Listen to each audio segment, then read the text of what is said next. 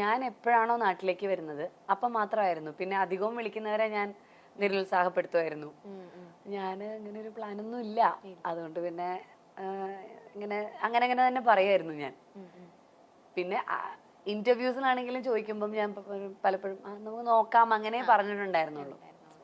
പിന്നെ ഇതൊരു നിമിത്തം പോലെ അങ്ങനെ വന്നതാണ് ഒരുത്തി. അപ്പൊ ഒരുത്തി കഴിഞ്ഞിട്ട് ഇപ്പം എനിക്ക് തോന്നുന്നു റിലീസായിട്ട് ഒരു വർഷമായി. അപ്പൊ ഇപ്പോ ഒരു വർഷത്തിന് ശേഷമാണ് ശരിക്കും ഞാൻ അടുത്ത സിനിമയായിട്ട് വരുന്നത്. അപ്പൊ അങ്ങനെ ഗ്യാപ്പ് എടുത്ത് തന്നെ സിനിമ ചെയ്യുന്നുള്ളൂ. അല്ല, എനിക്ക് ഉറപ്പായിരുന്നു. കാരണം ചേച്ചി ഇത്രയും നല്ല ക്യാരക്ടേഴ്സ് ഒക്കെ ചെയ്ത് ഇവിടെ നിന്ന് അഭിനയിച്ച് തകർത്ത് ഒരു ബ്രേക്ക് എടുത്താൽ പോലും ചേച്ചി അടുത്തേക്ക് സിനിമകൾ വരാതിരുന്നിട്ടായിരിക്കില്ല. ചേച്ചി വേണ്ടാന്ന് വെച്ചിട്ടുള്ള ഒരു ഡിസിഷൻ തന്നെ ആയിരിക്കും എന്ന് എനിക്ക് തോന്നിയിട്ടുണ്ട്. പിന്നെ അപ്പൊ പറ്റില്ലായിരുന്നു എനിക്ക്. പക്ഷെ എപ്പോഴും നാട്ടിലേക്ക് വരണം എന്ന് ഭയങ്കരമായിട്ട് ആഗ്രഹിച്ച ആളായിരുന്നില്ലേ? ഭയങ്കരമായിട്ട്. എനിക്ക് നാടാണ് ഇഷ്ടടോ.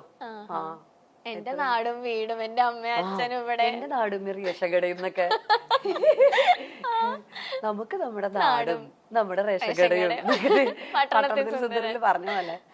എനിക്ക് എന്താ അറിയില്ല, ഇവിടുത്തെ ഈ കുത്തിത്തിരിപ്പും ഈ കുണ്ടുകുഴിയും ഒക്കെ എനിക്ക് ഭയങ്കര ഇഷ്ടമാണ്. ഇവിടുത്തെ നമ്മളോരോന്നും അറിയില്ലേ, ഓ കേരളത്തിലെ ട്രാഫിക്, കേരളത്തിലെ മറ്റേ വൃത്തിയില്ലായ്മ ഒക്കെ ഉണ്ടല്ലോ. പക്ഷെ എന്താന്നറിയില്ല, വേറെ എവിടെ കൊണ്ടിട്ടാലും എനിക്ക് ഇതൊക്കെ തന്നെ പറ്റും.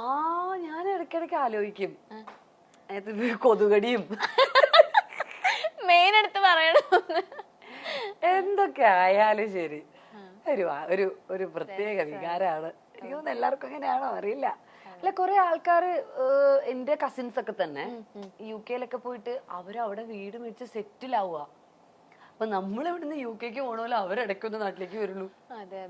ട്രിപ്പൊക്കെ പോവില്ലേ നമ്മൾ ഇവിടുന്ന് ഒരു 10 ദിവസം, അത്രേ ഉള്ളൂ. അപ്പൊ എനിക്ക് ഭയങ്കര പ്രശ്നമായിട്ടോ, എനിക്ക് ഭയങ്കര സഫക്കേഷൻ. ഞാൻ ചോദിക്കാം, നിങ്ങൾ എങ്ങനെ ഇത്രയും ദിവസം അവിടെ അഡ്ജസ്റ്റ് ചെയ്തു? ഒന്ന് പറഞ്ഞു തരുമോ? അല്ല, നിങ്ങൾക്ക് ബുദ്ധിമുട്ടില്ല, നിങ്ങൾക്ക് നാട്ടിലോട്ട് വരാൻ കൊതിയാവില്ലേ എന്നൊക്കെ ചോദിക്കും. അവർക്കൊരു കുഴപ്പമില്ല, എനിക്കാണ് കുഴപ്പം. അച്ഛനും അമ്മയും എന്ത് ബഹളാണെങ്കിലും ലൊക്കേഷനിലൊക്കെ വെച്ചിട്ട് രാവിലെ ഷൂട്ട് ഉണ്ടാവുമല്ലോ. സൺറൈസ് ഒക്കെ ആന്ന് പറയുമ്പോഴത്തേക്ക് നേരത്തെ പോകണം. അപ്പൊ രാവിലെ എന്നെ കുത്തി ഉണത്തു അച്ഛ 5 മിനിറ്റ് വീണ്ടും ഉറങ്ങും.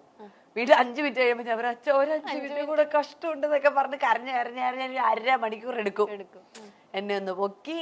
പിന്നെ തന്നെ കുത്തി തിരുക്കി പല്ല് തേപ്പിച്ച്. ഇതൊക്കെ വലുതായതിനു ശേഷമാണെന്ന് നിങ്ങൾ ആലോചിക്കണം.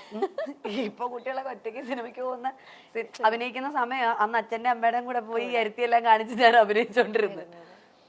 അങ്ങനെ ഒക്കെ ആയ ഞാൻ ഇതൊരു സുപ്രഭാതത്തില് നമ്മൾ നാളെ എണീറ്റ് അങ്ങ് അമ്മയാവുകയാണല്ലോ.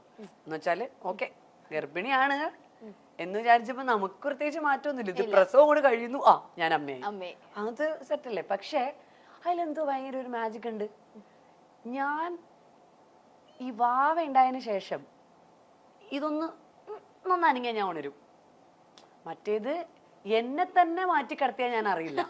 എന്തെങ്കിലും പൊക്കിയെടുത്ത് മറ്റേ ലാസർ മുതലാളിയെ കൊണ്ടുപോയില്ലേ ഫ്രണ്ട്സില്, അതുപോലെ കൊണ്ടുപോയാൽ പോലും ഞാൻ അറിയത്തില്ല. പക്ഷെ ഞാൻ ഒരു കുഞ്ഞു ശബ്ദം കേട്ടാൽ അപ്പൊ ഉണരും. അതിപ്പോഴും അപ്പോഴാണ് എനിക്ക് മനസ്സിലായത്, yes, I have become A mother. അവിടെയാണ് ഞാൻ അമ്മയായി എന്നുള്ളത്. അല്ലാതെ എൻ്റെ ഒരു കാര്യത്തിൽ അമ്മയൊന്നുമില്ല.